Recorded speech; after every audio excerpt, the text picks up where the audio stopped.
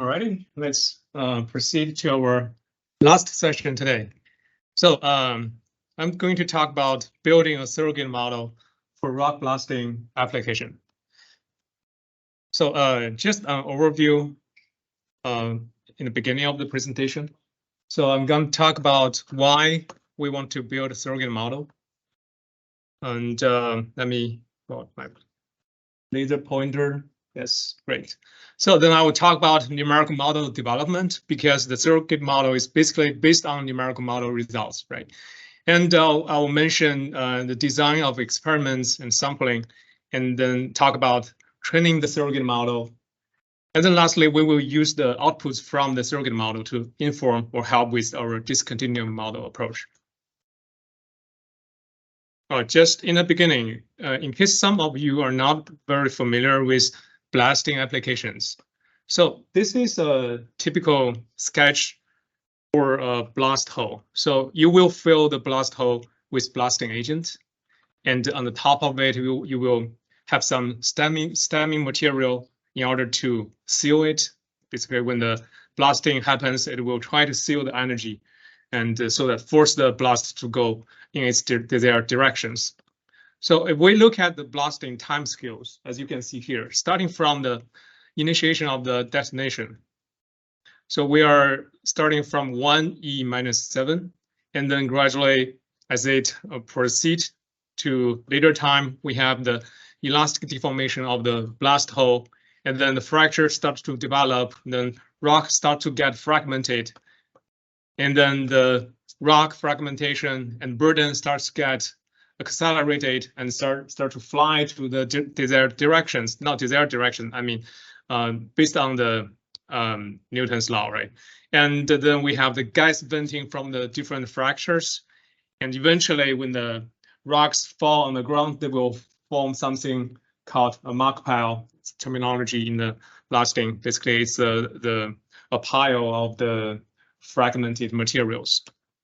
And eventually, we may also observe the mine scale vibrations, which reach a time scale of, for example, 10 seconds. So we're really dealing with a problem spanning different orders of magnitude of the time.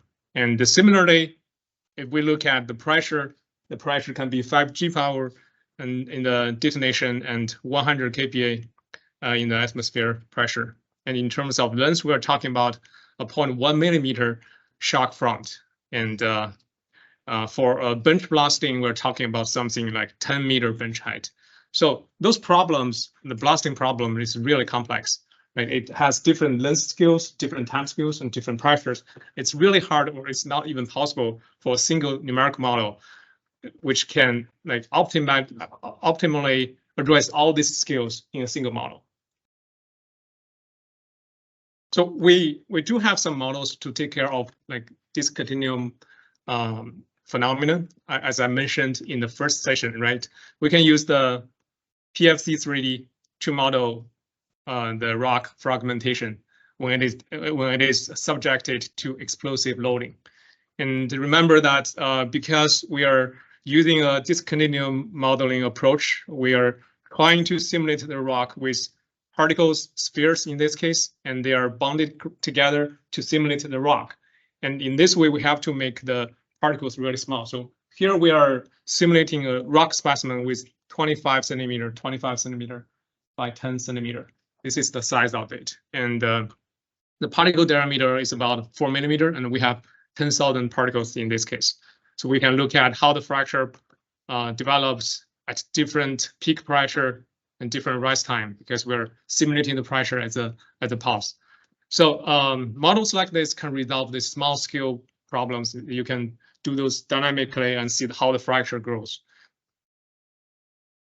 And this is another example, which is called blast layout optimization using PFC.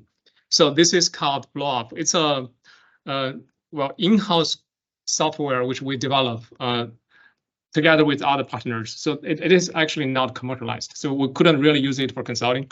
And at the same time, as you can see, if we want to use something based on PFC, here this is a lattice approach, right? We will replace the spheres with point mice and replace those bondings with springs. And by doing this approach, we are losing a degree of freedom in terms of the rotation, right? Because we change the spheres into the point mass. So if we play this video,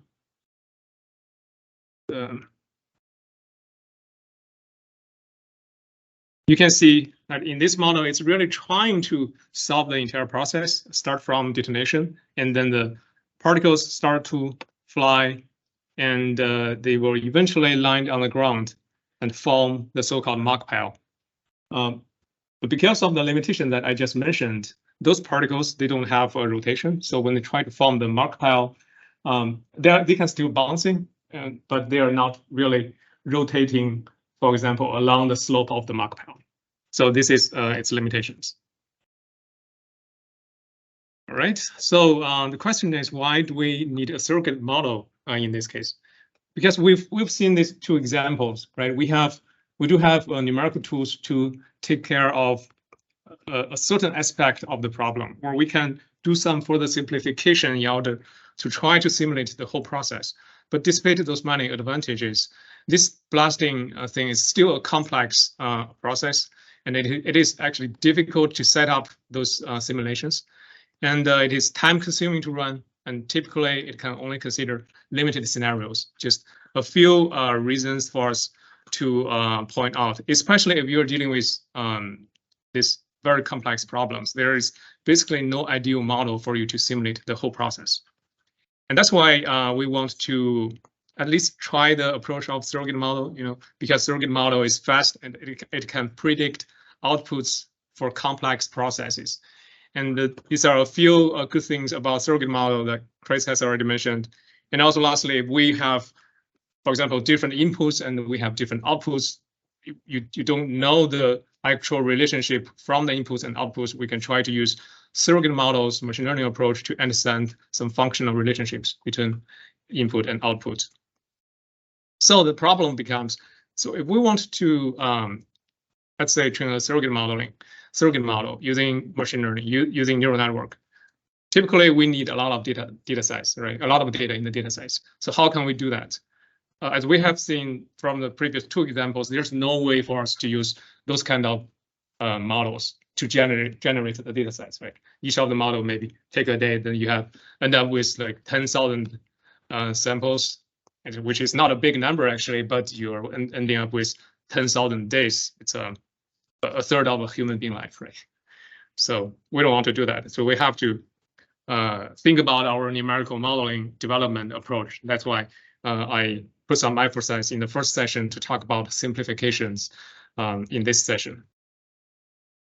So if we take a closer look at the rock blasting modeling, trying to simplify it, trying to understand its key processes. So this is a close view of the processes occurring in the rock around a blast hole when the detonation starts. So when we fire the explosive, the wellbore starts to deform and the crushing zone starts to formulate, and then we have the fractures start to develop, and at a later stage, after the fractures are developed and rock are fragmented, and you see those rocks start to get accelerated and fly and eventually form this mark pile shape. Right. It's because it's basically flying against a slope, so it falls along the slope. So problems like this, we can maybe simplify it into, in this case, 3 key processes. And we can first look at the so-called near field view, which we can look at the crushed zone development due to the explosive induced compressive stress near the wellbore. That's one initial stage we can look at. And afterwards, we can look at the rock fracturing and fragment acceleration due to the explosive energy. And lastly, once the rock gets accelerated, we can look at how the rock flies in the air and how the rock lands on the ground so that it forms a mark pile. So we can try to look at the problem in these 3 different levels. But if we, again, look at this plot, right, we have this near field process, but then we have like hundreds of those holes, hundreds of these processes happening at the same time. If you're trying to include all the effect in a big, let's say, PFC model, so it's almost impossible. So for example, we can, if we look from the far field and look at the big picture of the model first, so we can nicely build a PFC 3D model to simulate the large-scale bench blasting, the bench blasting site, right? Because PFC is optimized to simulate those rock movement and mark pile formation. And if we further refine the model, if we try to include the near field effects, it's going to be challenging. It's most likely computationally prohibitive. So we have to think about other approaches and how can we approximate near field process if we really want to use surrogate modeling, if we really want to generate enough data sets. So we can come back to our sketch of the blast hole, right? This is again the blast hole. I recall that in the first section we were talking about the simplification. It's a nice example to simplify it. We're starting from the 3D blast hole, and we can just simplify it to a 2D model based on plane strain assumption. This is demonstration of a 2D model. On the left is the original grid, and the center is the wellbore shape. And after the initial stage, you can have the deformed wellbore. The wellbore starts to expand. Right? We can do a 2D model. Then we can further simplify it, right, based on the symmetry we talked about in the first lecture. So we can eventually just do a symmetry model. Right? It's almost a 1D model. It runs really fast. In fact, we built this in Flag 3D, this axisymmetric model. It represents the detonation along with the elastic and plastic deformation in the early stage. And we use the dynamic mode in Flag 3D, and we use the Molecular model to describe the near field rock. So we just put roller boundaries on top and bottom so that we can just simplify the 3D model to 2D and then eventually to a 1D model. So I won't go into too much details because I do have other important things that I want to cover. We have a paper on this, and we can share that with you. So a few key inputs include the explosive type, then blast hole radius, and then different properties of rock. And two key outputs we're looking at here is the equilibrium pressure and the final borehole diameter. These are two key parameters that we want to obtain from the Flag 3D model. And this is basically the air pressure when the pressure balances with the deformation of the near wellbore rock. There is a stage when you initiate the detonation, the air pressure picks up quickly and gradually reach a relatively stable state. We want to use that particular state to divide those three stages. So that's one key parameter for the next stage, right? It's a starting condition for the next stage.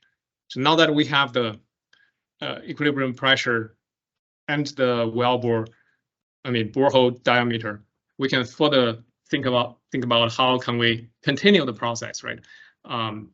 In reality, after the first stage of rock deformation, the rock will be fractured and the rock will get accelerated.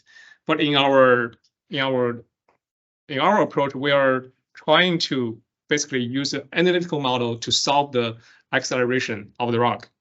And here we made a simplification because there's no way for us to simplify what the dynamic process of the fracturing. So we skip that part, but we basically assume that we have a simple fracture shape, so that we can analytically calculate the related parameters.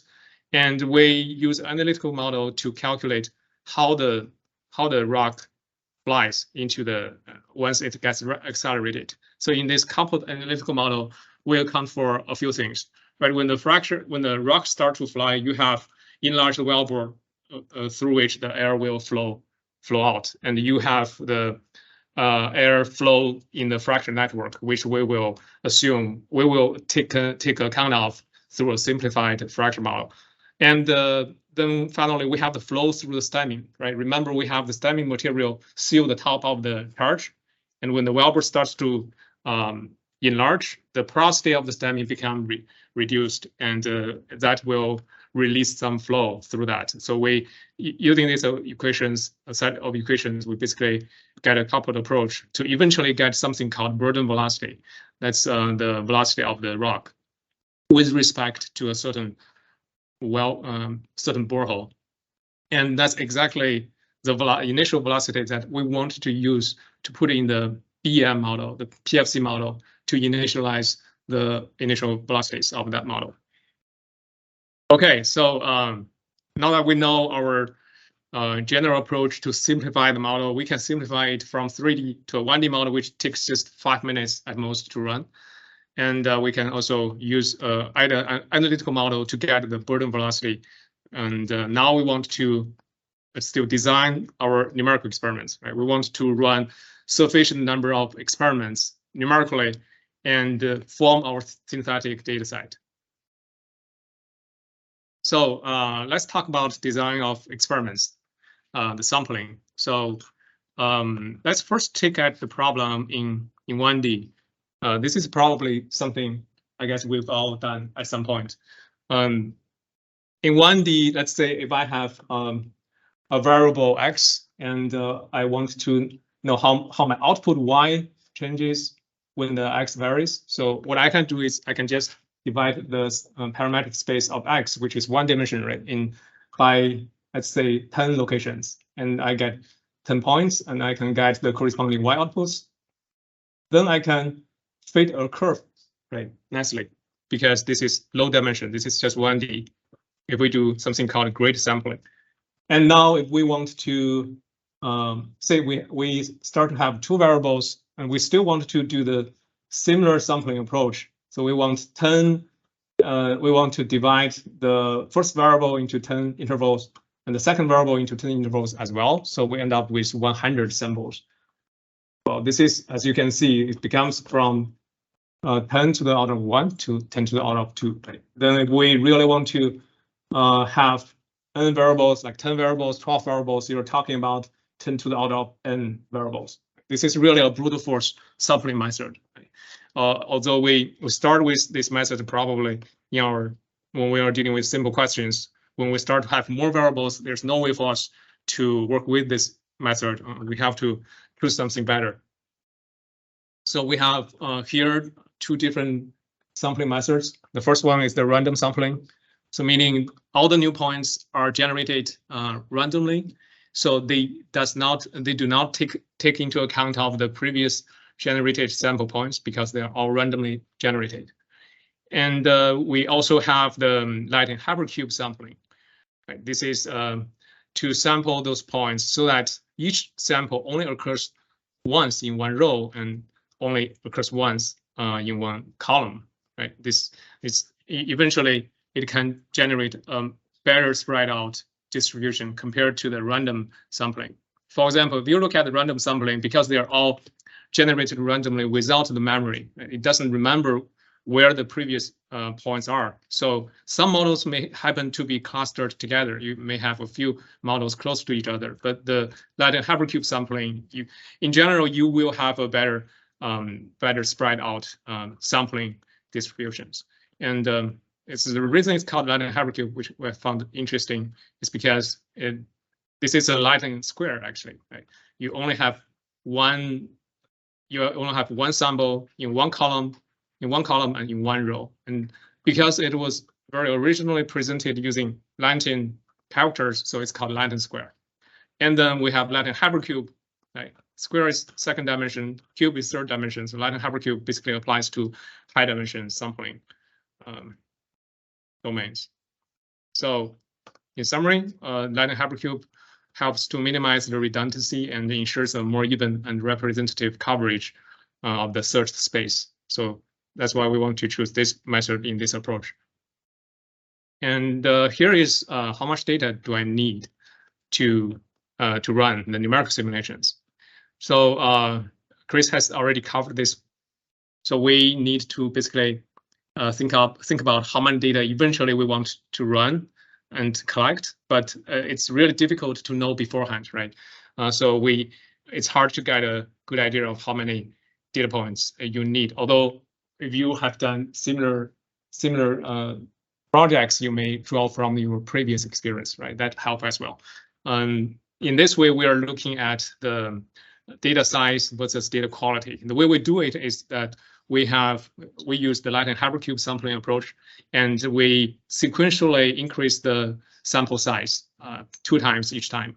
And during the process, we can train the model and check the model quality and to see if it converges to a better quality. Once it converges, we'll just stop there, right? We don't even need more samples.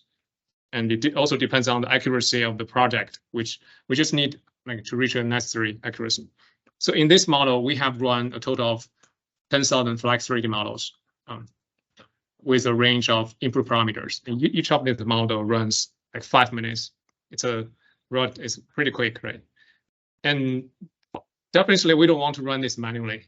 So it's 10,000 cases, just open and close it takes a lot of time. So we have an automatic system for running those simulations. So it's a cloud-based system. Basically, it's designed for ITASCA side of softwares. You can submit a job to the queue, and then an available computer. This one here almost fell. So an available computer will automatically download the, for example, Flex3D script files, and it will run the job, and then it will upload the result you want to the cloud. So by doing this, you can just run it simply using one line command for example, in the Flex3D. And this approach scales to any number of computers, and the computer can be anywhere in the world. And I won't go into further details, but we have the code open sourced. You can check. You can see how it works. And just more demonstration that this is based on AWS Cloud, and it applies to Flex3D Flag PFC 3DEC. You can run those models. And I guess even if you want to try with other models, you can take a look at the code as well. So now we have talked about the design of experiments. So we know how many models we want to run, and we get all our data, right? We get our synthetic data put together. And now we want to talk about training a surrogate model. So here we use artificial neural network. And just in case some of you are not aware of it or were not familiar with it, I'll just take a simple approach. So artificial neural network is inspired by human brains, right? It tries to simulate how the signal propagates in a neuron, and then all the neurons get interconnected together to form an artificial neural network. So here is a simple illustration of a biological neuron. So you have all those dendrites as branches, right? Those dendrites will get signals, they will receive signals, and then the second stage, they pass the signal into the cell body to process it. And afterwards, after processing the signal, it will pass this information out to the next cell, can be the next neuron, for example. So the artificial neural network, or in our case, a single neuron model or a perceptual model, as other people call it. So a single neural model is really to simulate these 3 key functionalities, this information flow processes. So as we can see here, so we have the mathematical model formed in this way. So to help you understand, I put some input features. Let's assume iPhone 15, right? Let's not assume, right? It's gonna happen. So iPhone 15 will come out this fall sometime, and you want to know either you want to buy it or not. And let's say you have a single neuron which help you make the decision. That's the neuron that's gonna tell you whether you want to buy it or not. So we have X1, X2, and X3. They are the input signals, and it's similar to what we have here in the actual neural model. They receive the input, And in this case, we have the input x1 as the new phone price. By the way, they are all numbers, right? We have to turn it into numbers. So x1 is the new phone price, if it is how expensive it is. X2 is the, let's say, it's the usage frequency of your cell phone, if you are a high user or not. X3 is the age of your current phone. If you have a pretty old phone, right, you may want to just change it. And those are three input features. Input, like people call it features, but here we just call it inputs. And then we have their corresponding weights. Each of these signals have their own weights. This is easy to understand, right? These three input features, for you, it may have different importance. If it is really cheap, like $10, you just buy it. Obviously, it's not possible. And so they have different weights corresponding to the different features. Then in the cell body, it has two computational steps. The first step is that the model will merge the information. So the way it merges it is to take the weighted sum of the features and their corresponding weights, and then you plus the B, which is the bias. It just gives the model an extra degree of freedom, which you don't really need to care about it for now. And that's the first step. You take the total sum. Then the next step, you transfer the total sum and get it evaluated by an activation function. So this simulates basically the process of a real neuron which processes the information, right? It gathers the information together and then transfer it into an activation function. And then this is a step function for this case. And this is really for the most original neuron. We have a step function. Basically, it means if the total sum here is larger than 0, it always returns 1. We can say 1 represents that you're going to buy a cell phone. If the total sum is smaller than 0, it will return 0. Right? It will basically decide for you whether you want to buy it or not. By gathering the information, transfer it into an activation function, and output the results of the function. That's how a single neuron works. And this is basically the building block of a complex neural network. So even the deepest neural network is going to be constructed using this similar structure. So just a small cartoon to show that we have different features, and they are weighted. They're summed together. We plus a bias, transfer it into an activation function, then output the signal into the next neuron. Okay, so these are a full list, not a full list, I mean a list of activation functions. So we were talking about a simple function, which is a step function, but we actually have a lot of functions. The first one is a linear function, although I mean we can imagine that human beings' thoughts are highly nonlinear. It's well motivated that we can choose nonlinear functions like this. And in this approach, we use the scikit-learn package to train the neural network model. I think the available ones are the identity activation function, logistic, hyperbolic, the Tanish activation function, and the ReLU rectified linear unit function. So you can choose from one of them to do your neural network training. So then here is the artificial neural network. So the artificial neural network basically consists of interconnected layers of artificial neurons. And it's really powerful because it will have multiple layers, and each layer have multiple neurons. And plus, we have this nonlinear activation function, so we can basically fit any nonlinear models. We can fit any learn any nonlinear models, fit any nonlinear functions. People also call it universal function approximator, because it's capable of fit any functions. Either it's a curve, a surface, or more weird shape. And in the artificial neural network, we have a number of hyperparameters. But hyperparameters is not really the input data or output. It's just the parameters on a higher level to control the neural network, how it works, the architecture of the neural network. So you need to decide, for example, numbers of hidden neurons and number of layers for the artificial network. So some people may say, well, neural network is a black box, right? So after we talk about this, we can imagine that each of these neurons in the hidden layer it's basically formed by a single neuron.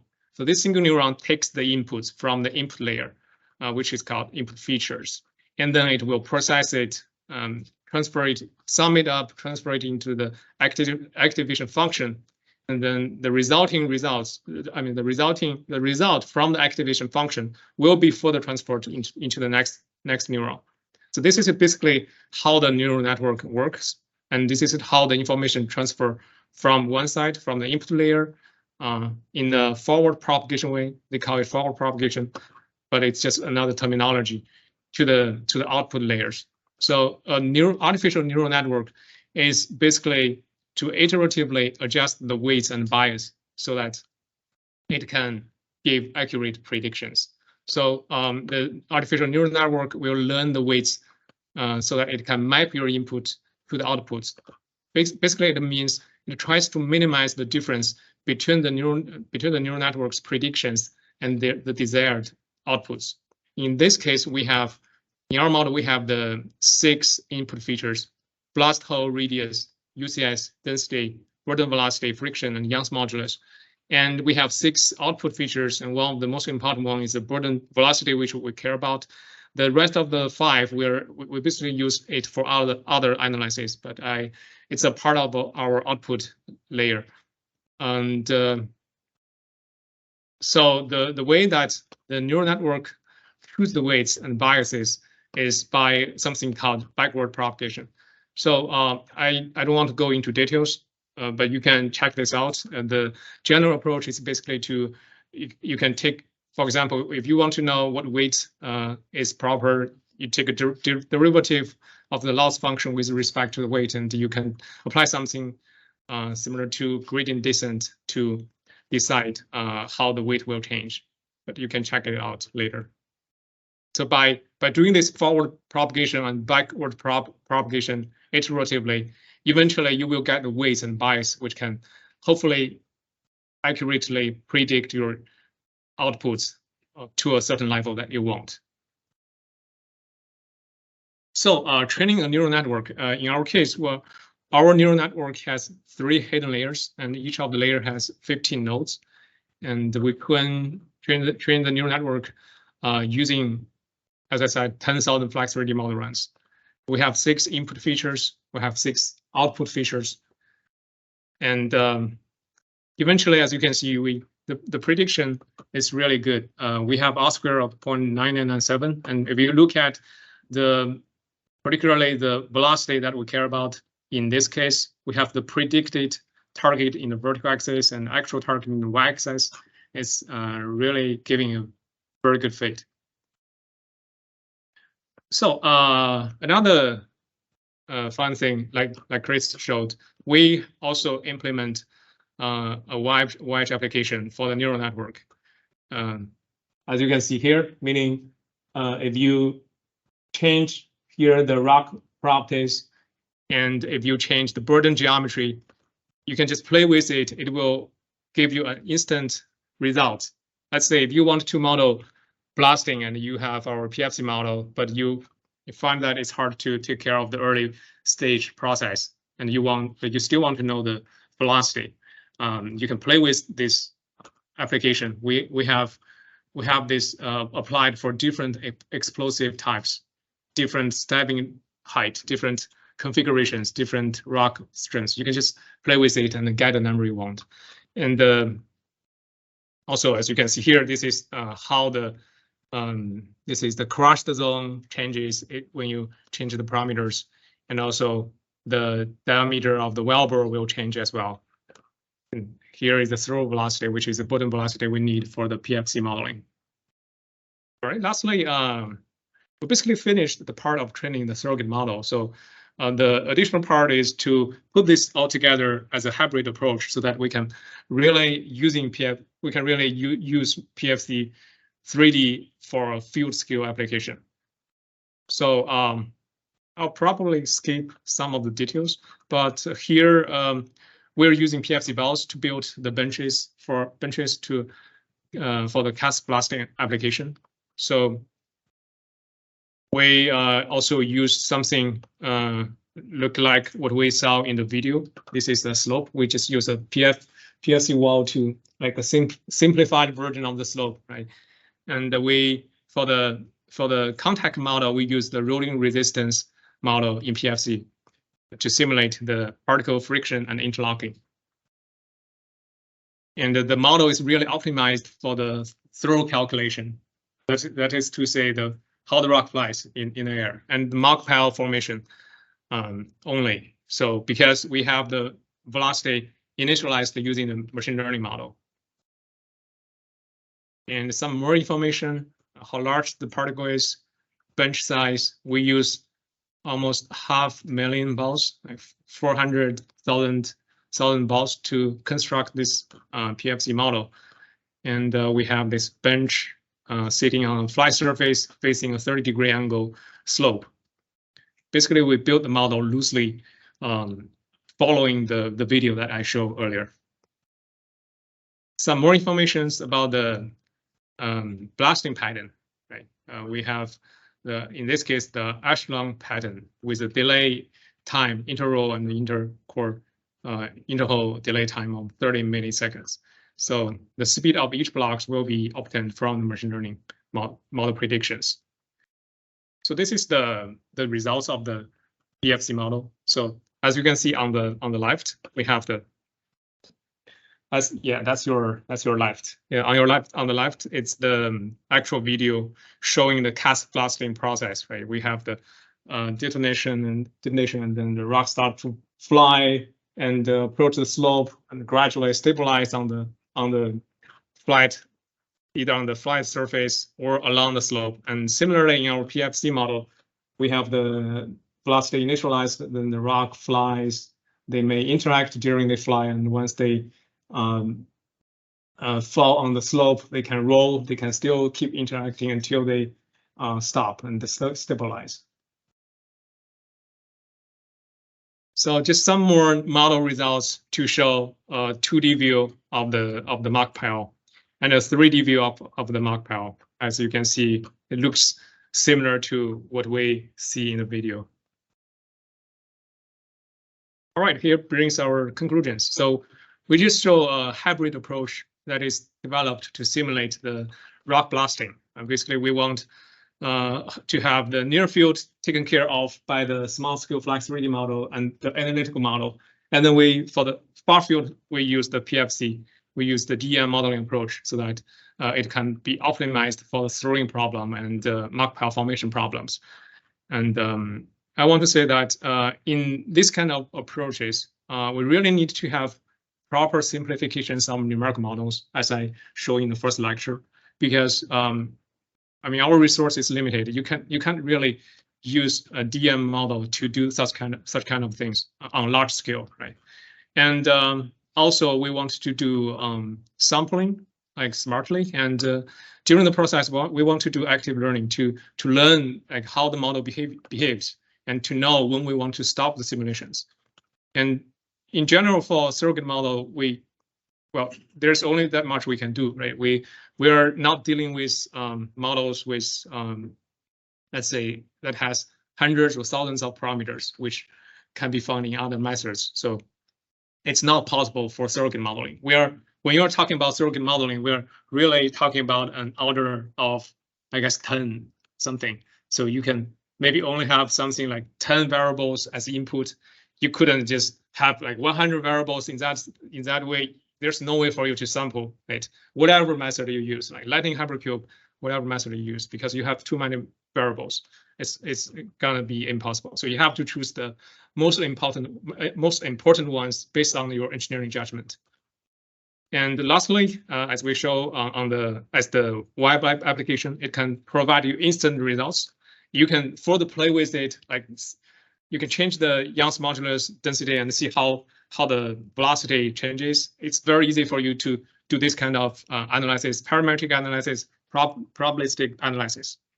And if you want to show to your clients, it's also a good way for them to use, because it's really straightforward. All right, I think that brings the end of my presentation. And yeah, I hope you will enjoy playing with numerical models and machine learning models.